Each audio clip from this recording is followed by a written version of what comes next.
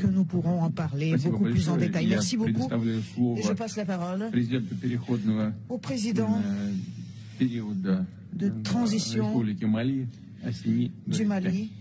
Assimi Goïté.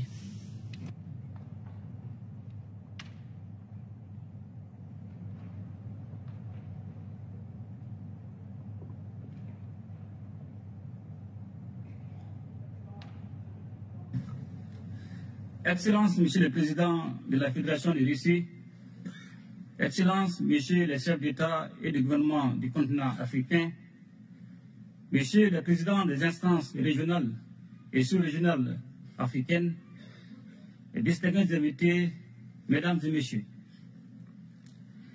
Et je voudrais tout d'abord saluer et remercier Son Excellence Monsieur Vladimir Poutine, Président de la Fédération de Russie, et l'ensemble du gouvernement de la Fédération de Russie et au comité d'organisation pour l'invitation qui m'a été adressée et pour l'accueil combien chaleureux qui a été réservé à ma délégation à l'occasion de ce deuxième grand rendez-vous Russie-Afrique à Saint-Pétersbourg, ville-pont chargée d'histoire. Excellence, Monsieur le Président, distingués invités, la tenue du sommet de Saint-Pétersbourg moins de 4 ans après celui de Sochi en 2019, témoigne une fois de plus de la qualité des partenariats stratégiques entre la Russie et l'Afrique. Un partenariat fondé sur une amitié de longue date, la sincérité, le respect mutuel, toutes choses qui impriment un caractère spécial à nos relations. Le Mali n'a certes pas de continuité géographique, encore moins de langues en commun avec la Russie. Cependant, nos deux pays entretiennent de solides relations d'amitié et de coopération depuis 1960, date de l'accession de notre pays à l'indépendance. En dépit des bouleversements intervenus, nos relations se sont densifiées et diversifiées avec des succès et des réalisations dans les domaines stratégiques comme les infrastructures, l'agriculture, la santé, l'enseignement supérieur et la recherche scientifique, la géologie et les mines, ainsi que la défense et la sécurité. Malgré la situation géopolitique et la conjoncture mondiale, il est évident, et cela est bien un constat, que le peuple malien est fortement mobilisé aux côtés des autorités de la transition, dont l'objectif est de construire et de consolider dans la durée un partenariat stratégique gagnant-gagnant entre le Mali et la Fédération de Russie pour le bonheur de nos deux peuples. Un tel partenariat est d'autant plus indispensable que la Russie a su prouver dans les moments difficiles son statut de partenaire traditionnel du Mali, tant par sa fiabilité que par son dynamisme dans l'accompagnement de notre pays pour relever les défis cruciaux du moment, tout en respectant notre souveraineté. Convaincu que la restauration de la paix, de la stabilité et de la sécurité est la pierre angulaire de tout développement, nous avons décidé d'assumer pleinement notre responsabilité première, qui est de protéger nos populations et de défendre l'intégrité de notre territoire. Ce choix stratégique intervient après une décennie de présence des forces internationales sans résultat tangible et dont le schéma consistait à entretenir la menace sur notre territoire et nous maintenir dans la dépendance. C'est pourquoi, dans le cadre du renforcement des capacités opérationnelles des forces de défense et de sécurité, le Mali a noué avec la Russie un partenariat militaire dont je tiens à saluer la fiabilité. Ainsi, avec l'appui de la Russie, le Mali retrouve progressivement sa pleine souveraineté sur l'ensemble de son territoire et nos forces de défense et de sécurité opèrent en toute autonomie et en toute liberté d'action. Les forces maliennes sont désormais dans une dynamique offensive, reprenant du terrain et réduisant de façon significative les attaques ciblant les camps militaires et les civils, permettant ainsi le retour progressif des personnes déplacées et des services sociaux de base dans plusieurs localités. Aussi voudrais-je, Monsieur le Président, vous renouveler ma profonde gratitude pour l'appui de votre gouvernement sous votre impulsion qui a permis à mon pays de connaître des avancées significatives dans le cadre de la lutte contre le terrorisme. La coopération entre nos deux pays ne saurait se réduire aux seules questions de défense et de sécurité.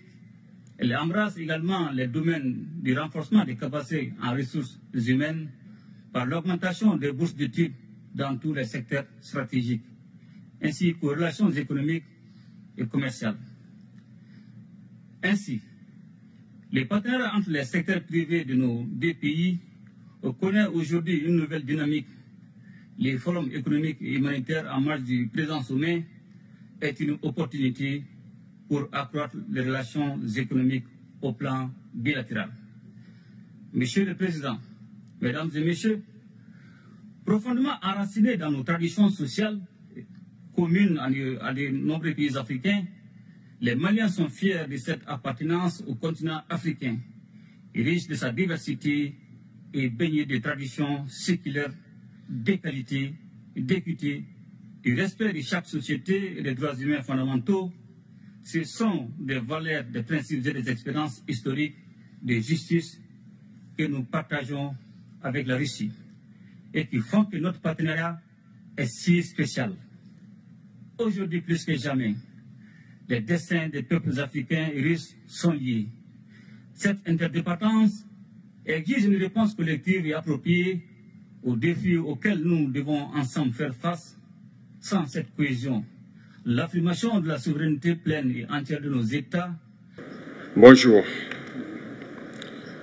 C'est un honneur pour moi ce matin donc de prendre la parole ici et de vous passer donc le salut fraternel du peuple du pays des hommes intègres.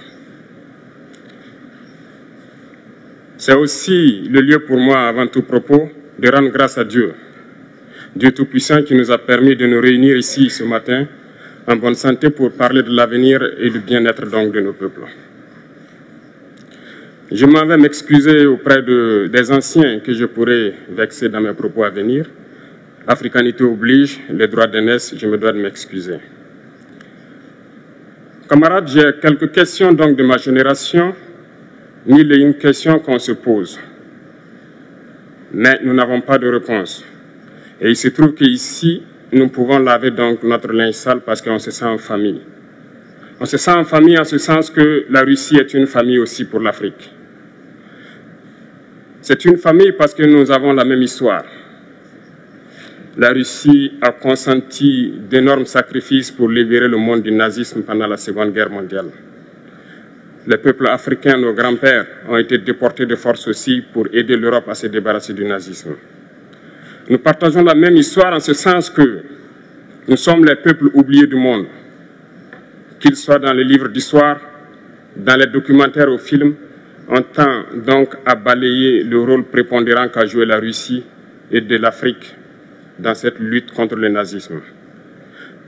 Nous sommes ensemble parce que actuellement nous sommes là pour parler de l'avenir de nos peuples, de ce qui va advenir demain, de ce monde libre auquel nous aspirons, de ce monde sans ingérence dans nos affaires internes. Nous avons les mêmes perspectives et je souhaite que ce sommet soit l'occasion donc de pouvoir tisser de très bonnes relations en vue d'un meilleur avenir de nos peuples. Les questions que mes générations se posent sont les suivantes, si je peux me résumer, c'est de ne pas comprendre comment l'Afrique, avec tant de richesses sous notre sol, avec une nature généreuse, de l'eau, du soleil en abondance, l'Afrique est aujourd'hui le continent le plus pauvre. L'Afrique est un continent affamé. Et comment se fait-il que les chefs d'État traversent donc le monde à mendier? Voici des questions que nous nous posons et que nous n'avons pas de réponse jusque-là. Nous avons l'occasion de tisser de nouvelles relations. Et j'espère que ces relations puissent être les meilleures pour donner un meilleur avenir à nos peuples. Ma génération me charge aussi de dire que, par ce fait de pauvreté, ils sont obligés de traverser l'océan pour essayer de rallier l'Europe. Ils meurent dans l'océan. Mais que prochainement, ils n'iront pas traverser parce qu'ils viendront devant nos palais pour chercher leur pitance quotidienne. Pour ce qui concerne le Burkina Faso, aujourd'hui, nous sommes confrontés depuis plus de 8 ans à la forme de manifestation la plus barbare, la plus violente du néocolonialisme, de l'impérialisme. L'esclavage qu'on tend encore à nous imposer. Nos dévanciers nous ont bien appris une chose. L'esclave qui n'est pas capable d'assumer sa révolte ne mérite pas que l'on s'apitoie sur son sort. Nous ne nous apitoyons pas sur nos sorts, on ne demande pas que quelqu'un s'apitoie sur notre sort. Le peuple burkinabé a décidé de lutter contre l'île terroriste en mesure de relancer son développement. Dans cette lutte, des vaillants peuples, des vaillantes populations se sont engagées à prendre les armes face au terrorisme, ceux que nous avons affectueusement appelés les VDP, des volontaires. Nous sommes surpris de voir les impérialistes traiter ces VDP de milices et de tout type. C'est décevant, parce qu'en Europe, lorsque des peuples prennent les armes pour défendre leur patrie, on les traite de patriotes. Nos grands-pères ont été déportés pour sauver l'Europe. Ce n'était pas avec leur consentement, contre leur gré. Et bien au retour, on se rappelle bien qu'à Tiaroy, lorsqu'ils ont voulu revendiquer leurs droits élémentaires, ils ont été massacrés. Cela ne fait rien donc. Lorsque nous, peuple, nous décidons de nous défendre, on nous traite de milices. Mais là n'est pas le problème. Ce qui est le problème, c'est de voir des chefs d'État africains qui n'apportent rien à ces peuples qui se battent, mais qui chantent la même chose que les impérialistes en nous traitant de milices, en nous traitant donc d'hommes qui ne respectent pas les droits de l'homme. De quel droit de l'homme parle-t-on? Nous nous offusquons contre cela et c'est honteux. Il faut que nous, chefs d'État africains, nous arrêtons de nous comporter donc en marionnettes qui dansent à chaque fois que les impérialistes tirent sur les ficelles. Hier, le président Vladimir Poutine a annoncé donc l'envoi de céréales en Afrique. Nous sommes bien contents. Nous lui disons merci pour cela. Mais aussi, c'est un message passé à nous, chefs d'État africains, parce qu'au prochain forum, nous ne devrons pas venir ici sans avoir assuré, pour ceux qui ne connaissent pas la guerre, l'autosuffisance alimentaire de nos peuples. Nous devons prendre l'expérience de ceux qui ont pu déjà atteindre cela en Afrique, tisser de bonnes relations ici et tisser de meilleures relations avec la Fédération de Russie pour pouvoir assouvir les besoins de nos populations. Je ne serai pas peut-être long, le temps imparti est très court. Nous sommes obligés de nous arrêter à un moment donné. Mais je voudrais terminer en disant que nous devons donc rendre hommage à nos peuples.